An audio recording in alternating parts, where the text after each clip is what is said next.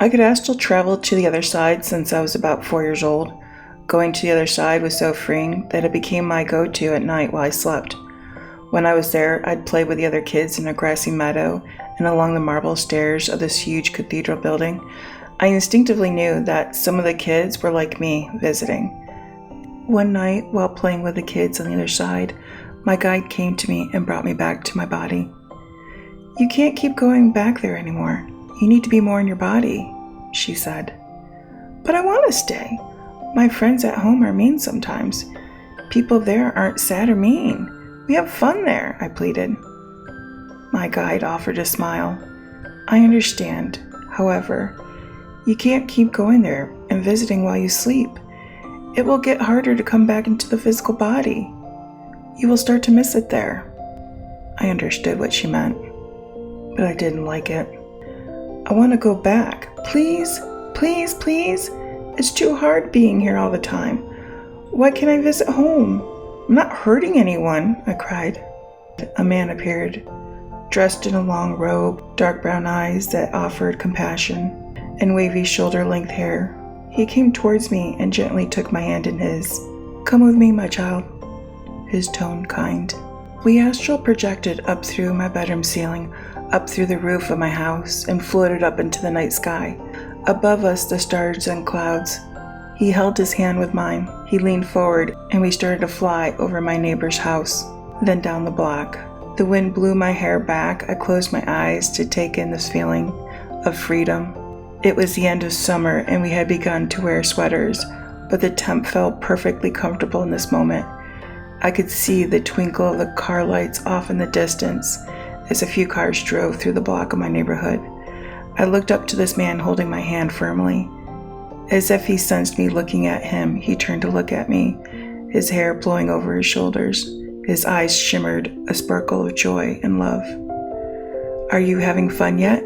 he asked. "Yes, tremendously," I continued to stare at him, then asked, "Are you like Superman?" He tilted his head back and let out a deep laugh, and we came to a stop and floated where we were. "No, not Superman." I nodded. He looked familiar. I recalled a coloring sheet from Bible school that was of a man in a long robe. At the top of a paper it said, "Jesus is love." As though he heard my thoughts, he nodded. "You will know me by that name," he said. He slowly brought us down, back in my bedroom. He towered over me in height, and yet I felt safe. I turned my gaze upon him. "Can I learn to fly like you?" He smiled. "You already know how. It's in here." His fingertip touched the center of my forehead. My mouth dropped open at the news. "I can fly like Superman?" He chuckled. "Does that make you happy?" I nodded. "But how? I don't know how to fly like you." He smiled and patted my head. "You will figure it out in no time, my child. I am sure of that." His eyes sparkled with humor. I turned around to see my guide, excited to tell her all about Jesus and how he'd been flying. I turned back to him, but he was gone. I turned to my guide, who watched me with kind eyes. "I want to fly like Superman does. Do you know how to do it?" I took a step back and then ran forward and jumped as if somehow I'd take off, like in the movies. "You only need to think of it, and you will." She watched me patiently. "But don't you have to run and jump?" I asked. "You can if you wish, but you needn't have to."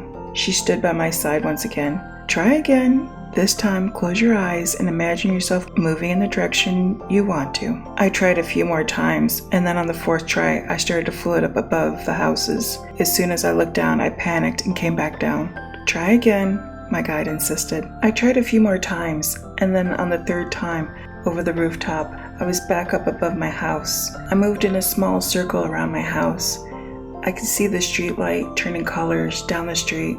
I watched as the nightman walked lamppost to lamppost as he lit each one along my street until they glowed in the night. My guide appeared next to me, and I zoomed around her. "This is so much fun."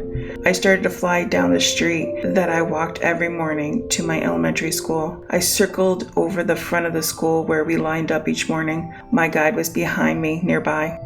"Can I go to my friend's house?" I called out to my guide. "She lives down the street. I know where to go." I pointed in the direction. My guide nodded yes. I automatically moved in the direction I looked. Even though it was dark out, I knew exactly where my friend's house was. The house was dark except for a single light that poured out a small window along the side of the house. I immediately moved towards that window to look in. I was excited to see my friend and wanted to say hi if she was there. Instead, it was her father in front of the window doing dishes at the sink. All the rest of the lights in the house were off. "She's in bed sleeping. We should head back," my guide spoke up. We headed back to my house, to my bedroom. "Can I do this again tomorrow night?" "Yes. As long as you stay near your home, you can travel around while you sleep. But you must stay close by. If you go too far, you won't be able to do it anymore, understand?" I nodded, then slowly came back to my body, stirred, and fell back into a deep sleep. The next day at kindergarten, I asked my friend Michelle if she had seen me out her kitchen window, and that I saw her dad doing dishes. She said I was ridiculous and to stop making things up.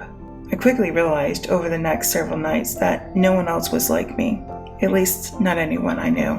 They didn't remember what they did at night while they slept. They didn't see or talk to their spirit guides like I did. They didn't see Spirit or Jesus like I did.